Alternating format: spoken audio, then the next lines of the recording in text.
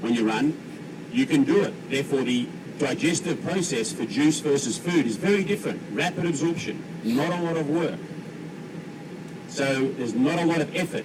So for someone like Cam, who's on day 60 today, his body's having a huge break. His body's saying, Cam, thanks very much. How many pounds have you lost, Cam? 71 pounds in 60 days. So what Cam's doing is using up all that energy, and his body has never ever had this concentration of energy, of nutrition in his life, ever before. Unless you've done this before, Cam, I don't think you would have, no. So there you go. So let's crack into some questions. We'll ask 3 or 4 and then we'll bring the panel out. Does that sound good?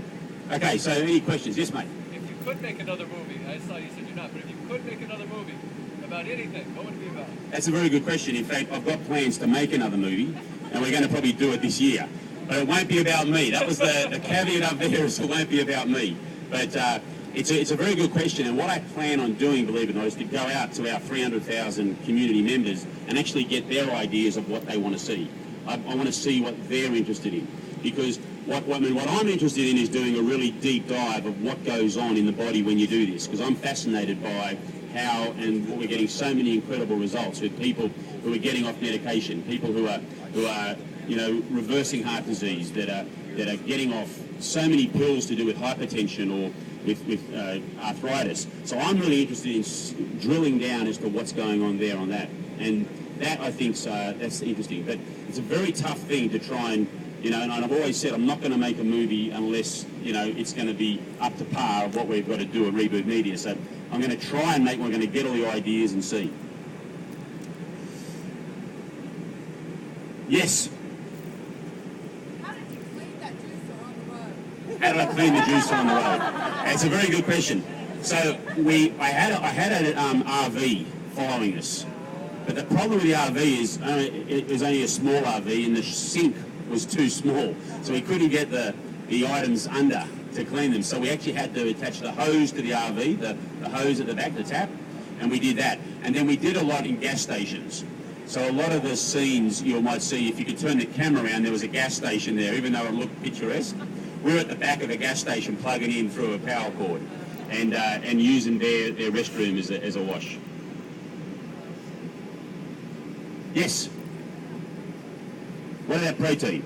So the question is, what about protein? So I get asked this a lot about protein, and I guess the way that I look at it is that first of all, there is protein in the juice. Okay, so depending on what you are juicing and what plants you're putting in, there is protein in there, but there's certainly not enough protein to sustain the rest of your life. So that's why it's not a diet.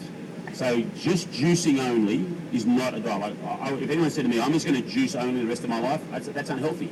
That's not good, right? So the question becomes is that someone like Cam, for example, who's on day 60, he's lost 71 pounds. Now, if I took 71 pounds off you, there'd be nothing left of you, right? So this is a very personal thing, which is why I believe that you are the best judge of your own health. And so some people do 5 days, feel amazing, some do 10, 15, 20, or go right up to 60 and beyond.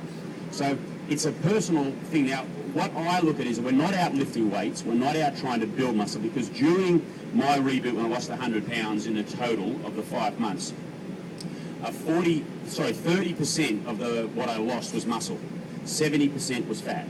So this is not just losing fat only, which is why we don't like to concentrate on the weight loss as much. We like to concentrate on the healing and getting off medication and getting well and having that clear outlook.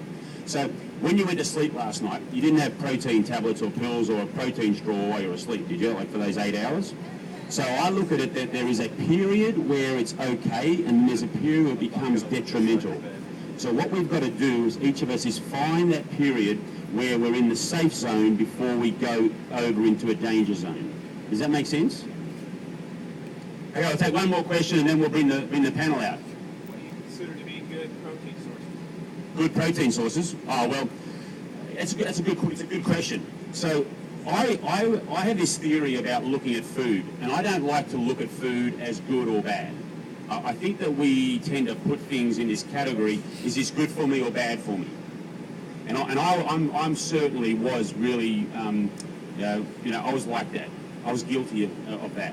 So if you say to me, what's good for you in a period of time, like it is a consistent basis, then obviously nuts, beans, seeds, these sorts of proteins are fabulous for us because for most of our existence, we've lived on plant food.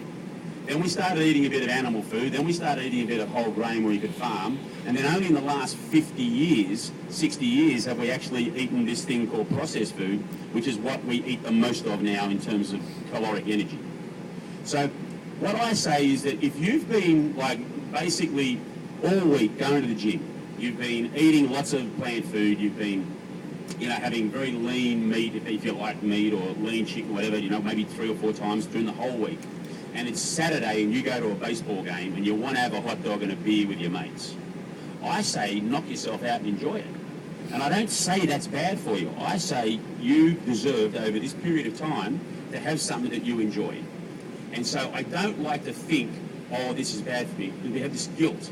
Most of America woke up this morning, got out of the shower, looked in the mirror when they're in their birthday suit and said, oh my, what happened?